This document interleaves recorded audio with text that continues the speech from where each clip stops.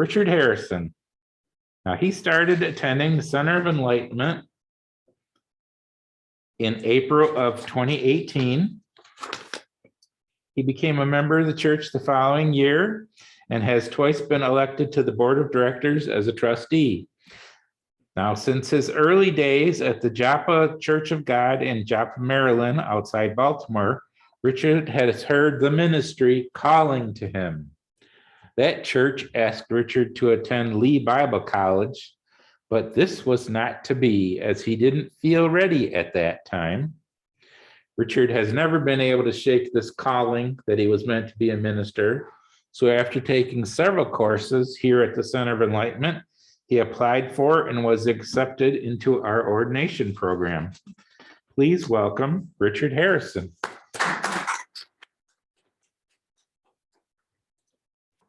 Thank you very much, Reverend David. And by the way, great selection of songs. I loved every single one of them so far. One more to come. Recently, I had the pleasure of seeing a movie called The Shack. It's based on the book, The Shack by William P. Young. While viewing this movie, there was a scene that moved me to my core. The scene involved judgment. The scene was done in such an elegant way to make one realize when we judge, there are consequences that we may never, ever understand. Let's start with the word judgment. What does it really mean? The definition of judgment is quite complex. The Webster Dictionary has 6 different meanings for it. 1, the process of forming an opinion or evaluation by discerning and comparing. The capacity of judgment or discernment. The exercise of this capacity. A formal utterance of an authoritative opinion. An opinion so pronounced. A formal decision given by a court. An obligation such as debt created by the decree. And a certificate evidencing such a decree. Capitalized, the final judging of humankind by God. A divine sentence or decision. A proposition stating something believed or asserted. As you can see, the definition is quite complex. In this situation, I'll be discussing judgment by each other. In my life, there have been many situations where I personally have judged others without knowing their situation. Without knowing why they were there in this position or why I felt that I could be their judge. How many times a day do you look at a person and judge them based on their appearance? Such as their clothes, the color of their hair, the color of their skin, or the way they walk. Their intelligence, and we say they're too smart for their britches. They are too dumb to know better. They're an idiot. How many times a day do you go and judge someone based on their idealisms, such as, oh, they're a Republican or they're a Democrat? We don't just understand their thought process, but we still judge. And here's another great example where we pull up to an intersection anywhere in this area. And there's a person standing there at the side of the intersection with a sign. Please help. I lost my job. I have kids at home that are hungry. Many people would say to them, go get a job. What a loser. They're a drug addict. Do we know who these people really are? Do we judge them just based on appearance of these people you see at the intersection, or do we just judge on the way they write their sign? Do we actually know how these people ended up at the intersection? Let me give you a few examples of who these people could be.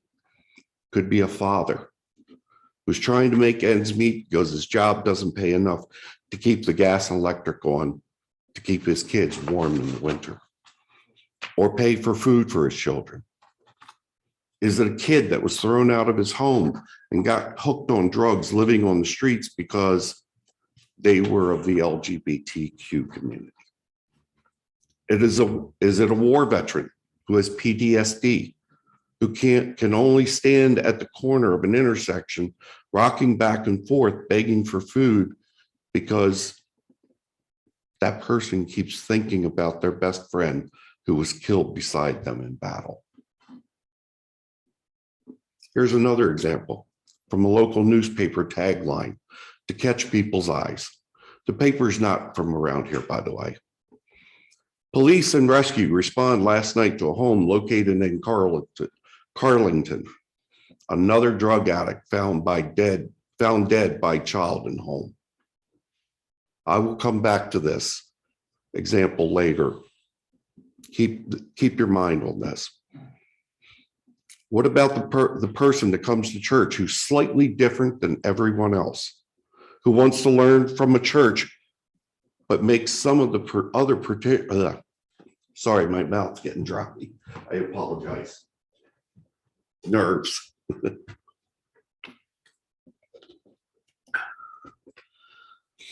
Who wants to learn from the church, but makes some of the other parishioners uncomfortable by the way they act?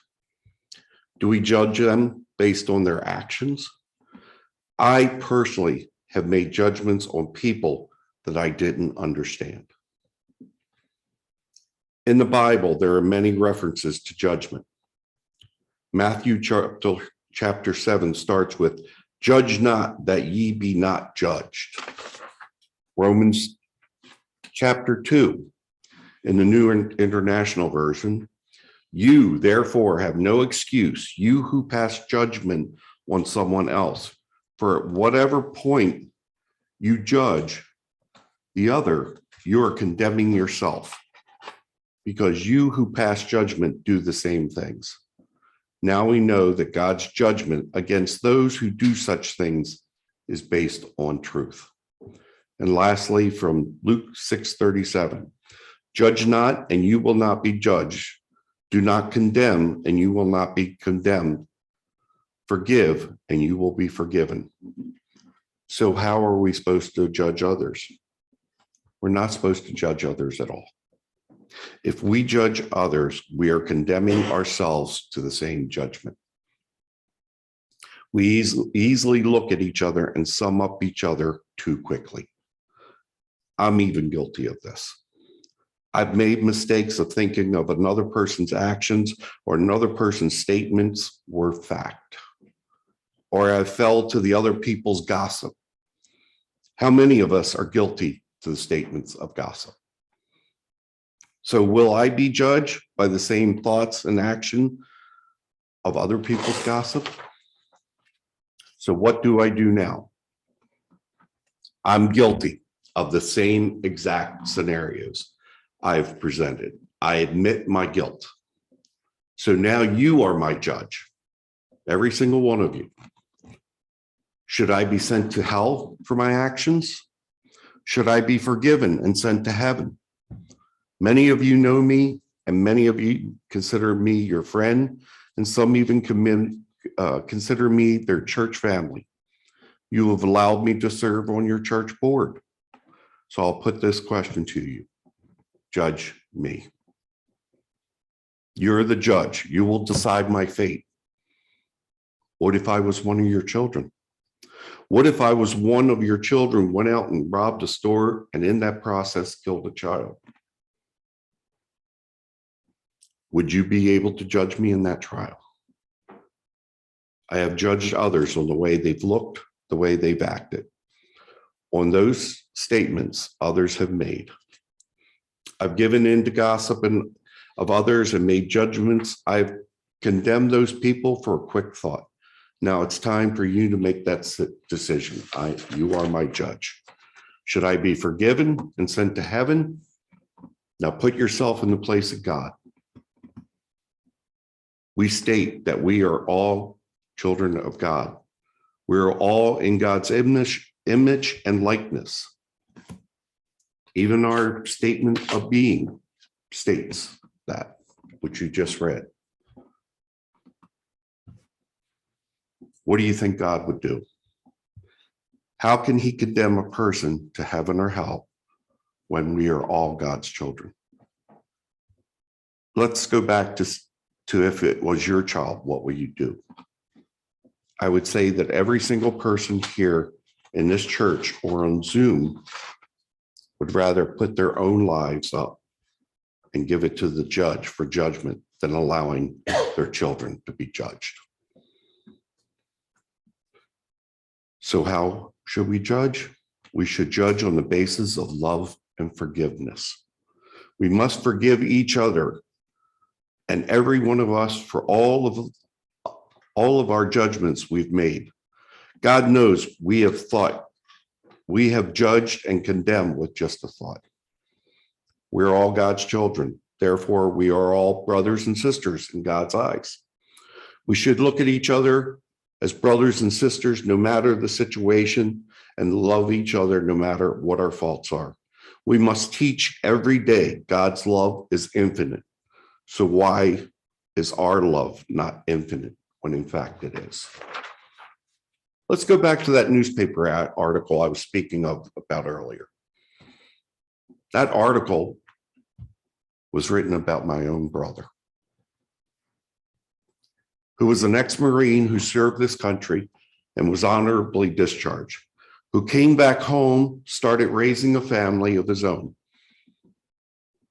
who went to work as a construction worker, climbing ladders every day. But one fateful day, he slipped and fell, injuring his back.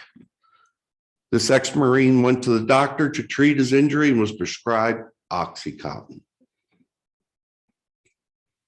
This ex-Marine got hooked on OxyContin, not by his own choice, but by the choice of a medical physician. One night, he took too many pills, never woke up.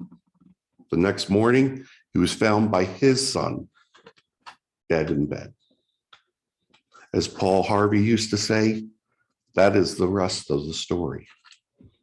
Based on that newspaper article, how many do you think judge my brother just as another junkie drug addict, not as a person, but an addict? We must begin to stop judgment of others, no matter the color of their skin, no matter their intelligence, no matter if they sway, shaking their hands uncontrollably. For we are all God's children, and we cannot judge others unless we look in that same mirror and judge ourselves. We must love each other because that is what God does for each of you unconditionally. I will end with a phrase from a book Jerry Bridges writes in Trusting God. God's unfailing love for us is an objective fact affirmed over and over in the scriptures. It is true whether we believe it or not. Our doubts do not destroy God's love, nor does our faith create it. It originates in the very nature of who is love, and it flows to us through our union with his beloved Son. May God bless you all. Thank you.